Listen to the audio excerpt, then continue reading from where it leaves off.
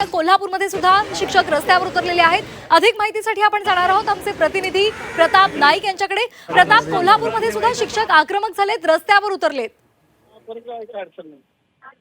नक्कीच आपण पाहतो की टीईटीची सक्ती जी आहे ती रद्द करा अशा प्रकारची मागणी आहे आणि त्यालाच घेऊन या ठिकाणी आंदोलन केलं जाते। कोल्हापुरातल्या दसरा चौकातली दृश्य आपण बघू शकतो की कशा प्रकारे या ठिकाणी शिक्षक मोठ्या संख्येने आलेले आहेत। कोल्हापूर जिल्हा मुख्याध्यापक संघ आणि त्याचबरोबर कोल्हापूर जिल्हा शिक्षक संस्था यांच्या माध्यमातून या ठिकाणी आपण पाहतोय की हे आंदोलन केले जाते।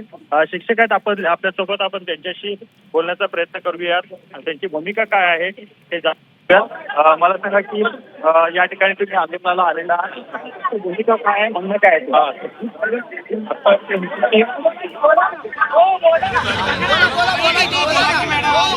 मागणी काय? टीईटी रद्द झाली पाहिजे 2013 पूर्वीच्या शिक्षकांना सगळ्या जुने पेन्शन मिळाली पाहिजे। काय सांगाल? आपण पाहतो की मोठ्या संख्येने या ठिकाणी शिक्षक आलेले आहेत, भूमिका काय आहे? सर, सुप्रीम कोर्टानं जो निकाल दिलेला आहे की देशातील सर्व शिक्षकांनी टीईटी परीक्षा दिलीच पाहिजे।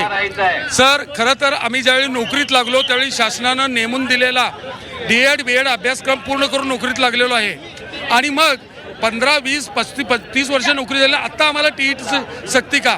आमची एवढीच मागणी आहे, शासनानं सुप्रीम कोर्टामध्ये पुनर्विचार याचिका दाखल करून हा निर्णय बदलावा ही आमची प्रमुख मागणी आहे। आणि अधिवेशन तोंडावर आहे, शिक्षक आमदार आपण आहात कसगावकर साहेब, काय म्हणणं काय आपलं? याच्यामध्ये शासनानं पुनर्विचार याचिका दाखल केलीच पाहिजे, कारण राज्यमंत्री म्हणजे भोयर यांनी शब्द दिला होता त्यानुसार आम्ही 1 ऑक्टोबरचा मोर्चा स्थगित केला होता, परंतु त्या ठिकाणी कुठल्याही प्रकारची हालचाल शासनाकडून झालेली नाही। यास्तवच त्या ठिकाणी आजचा हा राज्यभर मोर्चा आयोजित केला आहे आणि खऱ्या अर्थानं जर बघितलं तर शिक्षकांच्या पाठीशी शासनानं राहायला पाहिजे होतं, परंतु आज शिक्षकांच्यावरती दडपशाही करायचं चाललेलं आहे। आज काल त्यांनी आदेश काढलेला आहे की जे संपात उतरतील त्यांचा 1 दिवसाचा पगार कापला जाईल, परंतु आमचा शिक्षक घाबरणार नाही तर तो लढणार आहे। त्यामुळे त्या अनुषंगाने त्या ठिकाणी शासनाचा आम्ही निषेध केला आहे, आपल्या माध्यमातूनही करतोय, परंतु अधिवेशनामध्ये सुद्धा हा प्रश्न त्या ठिकाणी आपण उठवणार आहोत। अधिवेशनात देखील हा प्रश्न आम्ही उपस्थित करणार अशा प्रकारची भूमिका आहे। त्याला घेऊनच आपण पाहतो की कोल्हापुरातल्या दसरा चौकामध्ये या मोर्चाला सुरुवात होते। अवघ्या काही वेळेतच हा मोर्चा